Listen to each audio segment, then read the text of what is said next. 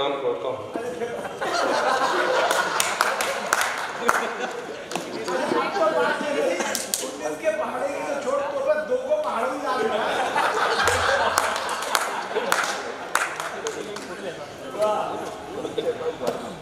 मैं तो बहुत अच्छा कल सम्मेलन चल रहा है, बिल्कुल उसी तरह से जैसे किसी हाईवे पर हाई स्पीड में बस भागती है या ट्रक भागता है, उसी स्पीड से पूरा कल सम्मेलन चल रहा है। और उस हाईवे पर, कल सम्मेलन के हाईवे पर मैं एक स्पीड ब्रेकर की तरह आपके बीच खड़ा हूँ। कभी कभी गाड़ी की गति जब बढ़ जाती है तो उसको कम करना भी आवश्यक होता है, इसीलिए इस सम्मेलन की गति को मैं थोड़ा सा धीमा करने आया हूँ। असल में विधायक जी विष्णु की गलती नहीं है, वो ये रटे रटाए जो सम्मेलन के जुमले होते हैं वो ये लोग रट लेते हैं, लेकिन सही बात तो ये है कि ये फिरोजाबाद है और यहाँ की धरती अपनी तमाम विशेषताएं समेटे हुए है। एक ग्वालियर था जहाँ पे तानसेन गाया करते थे, तब हिरन आते थे। ये फिरोजाबाद है, यहाँ कोई कवित्री गाती है तब विधायक आते हैं। अब उसको पता ही नहीं है, जोरदार बना दीजिए। उसको नहीं मालूम ये फिरोजाबाद की धरती है।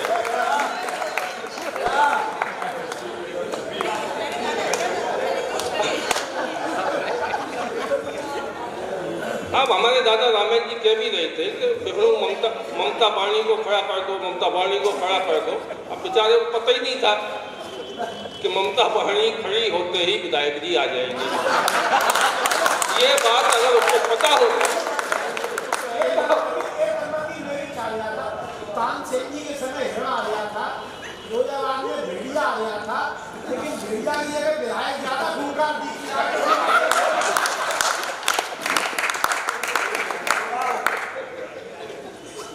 बहुत अच्छे कंठ से ममता वाणी जी ने बहुत श्रेष्ठ रचनाएं सुनाई और एक शेर में उन्होंने ये भी कहा कि रात करनी थी, रात हो नहीं पाई।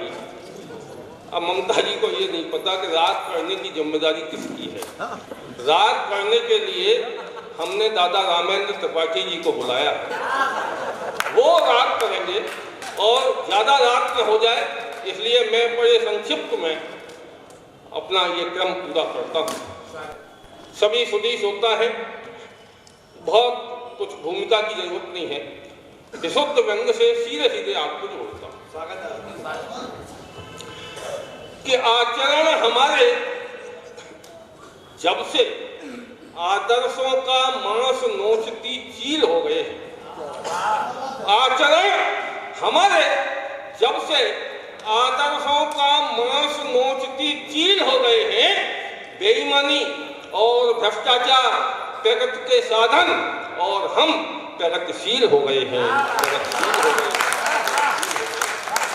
आचरण हमारे आदर्शों का मांस नोचती चील हो गए हैं, बेईमानी और भ्रष्टाचार प्रगति के साधन और हम प्रगतिशील हो गए हैं।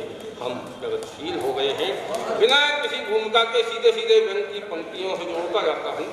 दादा रामेन जी को सुनना है, समय कम है, कि चरित्र और ईमानदारी की गाय प्रतीकों के माध्यम से व्यंग होता है। चरित्र और ईमानदारी की गाय विवशता के खूंचे से बदी हाथ मल रही है। सत्य और अहिंसा की बकरी की गर्दन पर निरंतर छुरी चल रही है।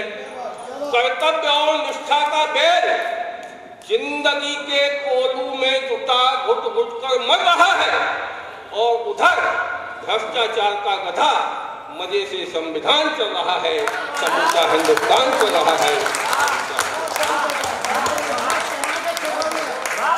चरित्र और ईमानदारी की गाय, चरित्र और ईमानदारी की गाय विवशता के खूंचे से बदी हाथ मल रही है। सत्य और अहिंसा की बकरी की गर्दन पर निरंतर छुरी चल रही है। कर्तव्य और निष्ठा का बैल जिंदगी के कोलू में जुटा घुट घुट कर मर रहा है और उधर भ्रष्टाचार का गधा मजे से संविधान चल रहा है, समूचा हिंदुस्तान चल रहा है। मैं तो आज की ये कविता की शाम पुलवामा के शहीदों के नाम है।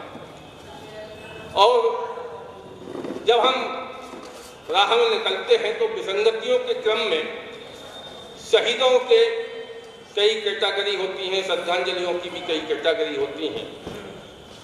आज मैं आ रहा था सिकवाबाद से, तो बाईपास के ढाबे पे एक ट्रक खड़ा हुआ था और उस ट्रक का ड्राइवर चाय पी रहा था। ट्रक के पीछे लिखा था शहीदों को नमन। चाय पीते हुए ड्राइवर से मैंने पूछा कि तुम भगत सिंह को जानते हो? ड्राइवर बोला नहीं। मैंने कहा राम प्रसाद मिश्र को जानते हो कि नहीं? मैंने कहा चंद्रशेखर आजाद को जानते हो कि नहीं? हमने कि अपने देश के जितने वीर शहीद हुए हैं, जितने क्रांतिकारी हुए हैं, उनमें से किसी का नाम तुम नहीं जानते, उसके बाद भी तुमने ट्रक के पीछे शहीदों को नमन क्यों लिखवा रखा है? बोला भाई साहब आपको कोई बड़ी गलत फहमी हुई है। मैंने ये श्रद्धांजलि, ये नमन उन शहीदों के लिए नहीं लिखवाया है, मैंने तो उन शहीदों के लिए लिखवाया है जो इस ट्रक के सामने आके शहीद हो जाते हैं। तो ये स्थितियां हैं। मैं शहीदों का स्मरण करता हूं एक व्यंग के माध्यम से।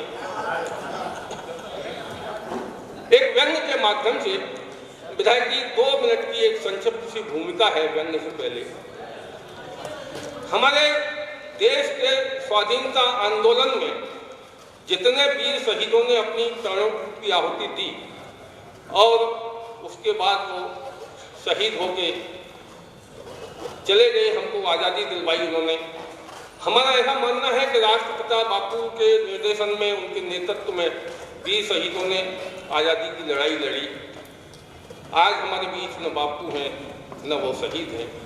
मेरी एक कल्पना थी कि वो महात्मा गांधी की आत्मा स्वर्ग में है और जितने भी हमारे देश के वीर शहीद हैं उनकी आत्माएं स्वर्ग में। हमारे शहीदों की आत्माओं के मन में एक दिन जिज्ञासा आती है कि हमने अपने प्राणों की आहुति देकर जिस भारत माता को स्वतंत्र कराया था उसका आजकल हाल क्या है, ये हम जानना चाहते हैं। तो स्वर्ग में सारे शहीदों की आत्माएं इकट्ठी होती हैं, विचार करती हैं और वो सारी आत्माएं एक साथ मिलकर महात्मा गांधी की आत्मा के पास जाती हैं और उनसे निवेदन करती हैं कि बापू आपके निर्देशन में हमने अपने प्राणों की आहुति देकर जिस भारत माता को स्वतंत्र कराया था, हम जानना चाहते हैं कि आज आज़ादी के 74-75 वर्षों बाद उसकी क्या स्थिति है। आप कृपया स्वर्ग से धरती पर जाइए और हमारी भारत माता की जो स्थिति है वो आप हमको बताइए। शहीदों की आत्माओं के निवेदन पर महात्मा गांधी धरती पर आते हैं और वहाँ से ये व्यंग शुरू होता है। 5-6 मिनट का व्यंग मैं पढ़ते हुए अपने क्रम को पूरा करता हूँ और दादा रामन जी को सुनता हूँ। देखें कि गांधी जयंती के दिन राजधानी की सड़कों पर चल रही थी हर्ष और उल्लास की आंधी। गांधी जयंती के दिन राजधानी की सड़कों पर चल रही थी हर्ष और उल्लास की आंधी और उधर राजघाट के कोने में अपना मुंह छुपाए रो रहे थे महात्मा गांधी। और उधर राजघाट के कोने में अपना मुंह छुपाए रो रहे थे महात्मा गांधी। मैंने कहा बापू आप यहाँ बैठे रो रहे हैं, यानी अपनी समाज को अपने ही आंसुओं से धो रहे हैं। मैंने कहा बापू आप यहाँ बैठे रो रहे हैं, यानी अपनी समाज को अपने ही आंसुओं से धो रहे हैं। वे बोले ओ 21वीं सदी के कलमकार तुझे शायद पता नहीं। वे बोले कि ओ 21वीं सदी के कलमकार तुझे शायद पता नहीं कि आज भी शेखर भगत सुभाष, राजगुरु बिस्मिल अखबार जैसे कितने ही वीर शहीदों ने अपनी मातृभूमि की स्मृतियों को अपने हृदय में सहेजा है और उन्हीं वीर शहीदों ने भारत माता का हाल जानने मुझे स्वर्ग से धरती पर भेजा है।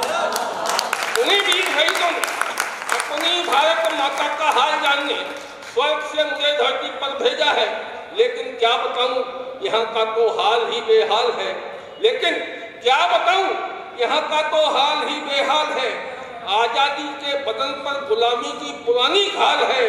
हमारे नौनिहाल आजादी के रथ पर कुछ इस तरह चढ़ गए हैं कि उनके आचरण नाखूनों की तरह हमारी आंखों में गड़ गए हैं।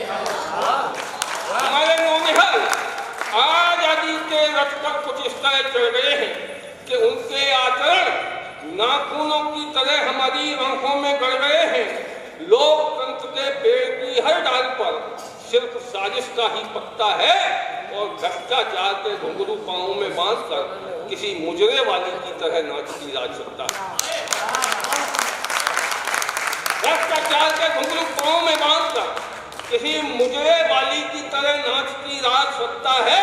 चाहे हिंदू हो, मुस्लिम हो, सिख हो, ईसाई हो, यहाँ की हर कौम आपस में बट गई है और हमारी समूची न्याय व्यवस्था ईसा मसीह की तरह सूली को चढ़ेगी। चाहे हिंदू हो, सिख हो, मुस्लिम हो, ईसाई हो, यहाँ की हर कौम आपस में बट गई है और हमारी समूची न्याय व्यवस्था ईसा मसीह की तरह सूली पर चढ़ गई है। जगत के नाम पर हमने अपनी लाज और शर्म खूंटी पर टांग दी। जगत के नाम पर हमने अपनी लाज और शर्म खूंटी पर टांग दी है और रही बात हमारी सभ्यता और संस्कृति की, वो सब हमने पश्चिम को उधार बांट दिया। जगत के नाम पर हमने अपनी लाज और शर्म खूंटी पर टांग दी है और रही बात हमारी सभ्यता और संस्कृति की, वो सब हमने पश्चिम को उधार बांट दी है। और व्यंग यहाँ से मोड़ लेता है, बजाय व्यंग यहाँ से पैदा होता है कि गिरे हुए दीवारों वाले आंगन में, गिरी हुई दीवारों वाले आंगन में धूप जब दौड़ लगाती है, गिरी हुई दीवारों वाले आंगन में धूप जब दौड़ लगाती है, तब हमको आजादी की सच्ची तस्वीर नजर आती है। गिरी हुई दीवारों वाले आंगन में धूप जब दौड़ लगाती है, तब हमको आजादी की सच्ची तस्वीर नजर आती है।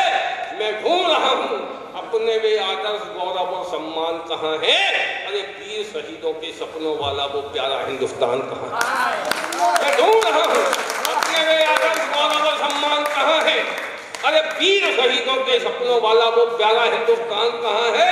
मैंने कहा बापू जरा ठहरो, मैंने कहा बापू जरा ठहरो, अभी तो महानगर के 5 स्टार होटल है, शिक्षा के मंदिर हैं, अधिकारी की कोठी है, सरकारी अस्पताल है, कचहरी है, थाना है और उस चौराहे पर, भीड़ भरे चौराहे पर मंदिर के बगल में भीड़ भरा मैखाना है।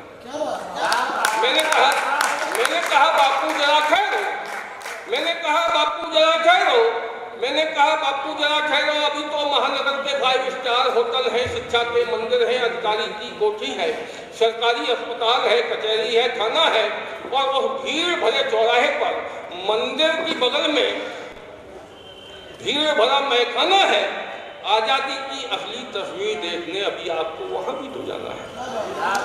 आजादी की असली तस्वीर देखने अभी आपको वहां भी तो जाना है, जहां तुम्हारी लाठी टके टके नीलाम हो रही है, जहां तुम्हारी अहिंसा कत्लेआम हो रही है, जहां तुम्हारी अहिंसा कत्लेआम हो रही है और तुम्हारी लाठी भी टके टके नीलाम हो रही है। इतना सुनते ही बापू, इतना सुनते ही बापू राजघाट पर पटक पटक अपना सिर फोड़ गए और जाते जाते अपनी फटी लंगोटी भी छोड़ दी। इतना सुनते ही बापू राजघाट पर पटक पटक अपना सिर फोड़ गए। इतना सुनते ही बापू राजघाट पर पटक पटक अपना सिर फोड़ गए और जाते जाते अपनी फटी लंगोटी भी छोड़ गए, जिसे लोकतंत्र के ठेकेदार अपने कंधे पर डाले सत्ता के गलियारों में डोल रहे हैं और राजघाट पर सौगंधें खा कर बापू के हत्यारे बापू की जय बोल रहे हैं। बापू के हत्यारे बापू की जय बोल रहे हैं। एक कवि शेष हैं और बहुत विशेष हैं और बहुत दादा को, जैसे प्रशांत दादा ने बताया था कि रात करनी है, तो रात कर रहे हैं। आज वैलेंटाइन डे का दिन है और विधायक जी भी मोबाइल में व्यस्त हैं। शायद हो सकता है कोई बात हो कि अजीब सी हरकतें नादा दिल कर बैठा, वो करती रही रुसवा फिर भी उस पर मर बैठा। ये किस्से किसी को सुनाए नहीं थे, नगमे भी वफा के इन्होंने गाए नहीं थे। दरवाजों पर निगाहें थी, मंजिल थी और बस वही राहें थी। न जाने कब फोन आ जाए, ए काश तुम्हारा फोन आ जाए। मनीष